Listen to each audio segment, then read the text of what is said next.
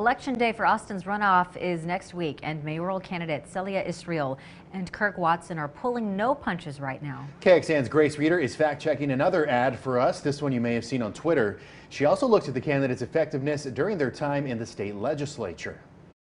There is no room in this race for the negativity that is being thrown my way. After a testy end to the KXAN mayoral runoff debate, I'm disappointed in him, and I think the voters deserve better. The fight for Austin mayor has taken to Twitter. But I haven't told you anything about my opponent, and now it's time to. Unfortunately, my opponent is distorting my record to attack me and to scare you. In a video posted the morning after the debate, Senator Kirk Watson is now taking aim at Representative Celia Israel's legislative record. As a state representative, she passed 0 bills in the last legislative session. First of all, it's a bit challenging to compare apples to apples, right? The representative was a part of the House of Representatives, and you have Senator Watson, which is part of the Senate, the Texas Senate.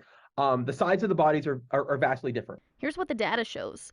During his time in the Senate, Watson was the primary author of 731 regular session bills. 178 of those landed on the governor's desk. That's 24%. Meanwhile, Israel filed 141 bills during her time in the House. 10 of hers made it to Governor Abbott. That's around 7%.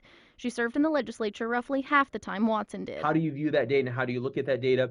I think is one of those independent things that we as voters have to look at. But thinking about this, about being able to get support around your ideas is super important idea. Grace Reader, KXAN News. And in a statement, Israel also pointed to the number of people in the House versus the Senate and said senators, regardless of party, pass more bills than members of the House.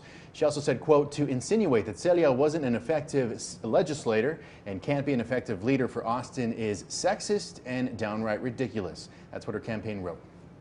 Now, Senator Watson doubled down on his request for voters to compare records. Former candidate Vernon has also now weighed in online. She was the third in line here. She got about 20% of the vote in November and has all but endorsed Watson, sharing his campaign messaging to her followers.